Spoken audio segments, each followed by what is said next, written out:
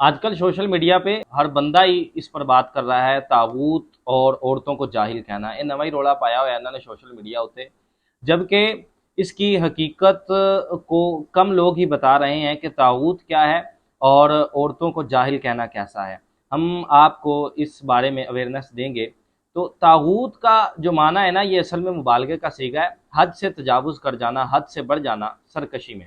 اللہ رب العزت نے قرآن پاک میں ارشاد فرمایا ہے، سورۃ بقرہ کے اندر 256 نمبر آیت ہے، جو تاغوت کا انکار کرے اور اللہ رب العزت کی رسی کو مضبوطی سے پکڑ لے تو وہ سیدھے راستے پر ہے۔ تو اب ادھر جو تاغوت کا معنی بیان ہوا ہے، اعلیٰ حضرت نے اس کا معنی شیطان لکھا ہے۔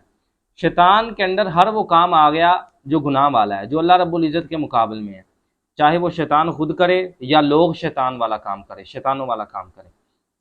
تو طاغوت کے دراصل 3 درجے ہیں۔ ایک تو اصولاً اللہ رب العزت کو ماننا، اور عملاً انسان کے اندر کوئی کوتاہی ہو تو اس کو ہم فسق کہیں گے، اور اصولاً اللہ رب العزت کو مانے اور اس کے ساتھ ساتھ وہ کسی اور کو عبادت کے لائق بھی سمجھے تو یہ کفر کہلائے گا۔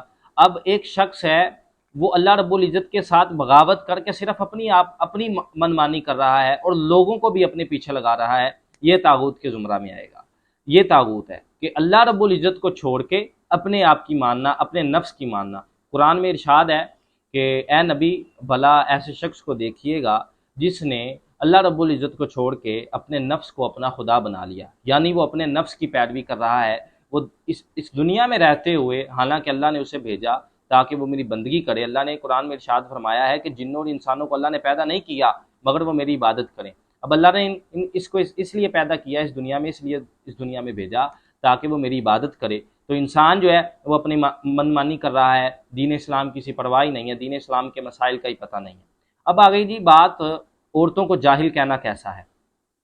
عورتوں کو جاہل کہنا یہ ایک اچھی بات نہیں ہے، جبکہ عورتیں جو ہیں وہ ہماری عزت ہیں، ٹھیک ہو گیا، وہ ہماری عزت ہیں، ہم ان کی عزت کریں گے تو اس میں ان کی بھی عزت ہوگی اور ہماری بھی عزت ہوگی۔ ہم نے ہی ان کی عزت کرنی ہے، کیونکہ حضور علیہ الصلوۃ والسلام کے آنے سے پہلے عورتوں کی عزت نہیں تھی۔ عورتیں جو ہیں ان کو یہ چیز پڑھنی چاہیے، اس چیز کا مطالعہ کرنا چاہیے کہ حضور علیہ السلام کی آمد سے پہلے عورتوں کی کوئی عزت نہیں تھی، کوئی وقار نہیں تھا۔ حضور کی آمد کے بعد ہی، حضور اسلام کی آمد کے بعد ہی عورتوں کی عزت بنی۔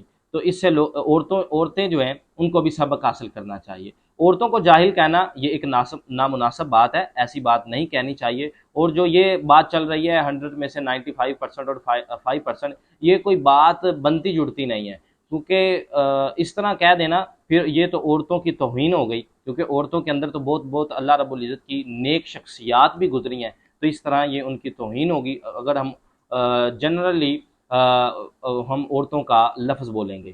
تو عورتوں کو جاہل کہنا یہ ایک نامناسب بات ہے، نہیں کہنا چاہیے، کیونکہ ہاں یہ بات ضرور ہے کہ علم والے، اور اللہ نے قرآن میں ارشاد فرمایا علم والے اور نا علم والے برابر نہیں ہیں۔ ہاں جس عورت کے پاس علم نہیں ہے آپ اس کو جاہل کہیں، کیونکہ وہ اس کو علم ہی نہیں ہے، اس کو کسی بات کا پتہ ہی نہیں ہے، اس کو آپ جاہل کہہ سکتے ہیں۔ وہ بھی اس بات کے زمرے کے اندر کہہ سکتے ہیں کہ اس کے پاس علم نہیں ہے، علم نہ ہونے کی وجہ سے صرف آپ اس کو جاہل کہہ سکتے ہیں، ویسے اس کو جاہل کہنا یہ ایک نامناسب بات ہے۔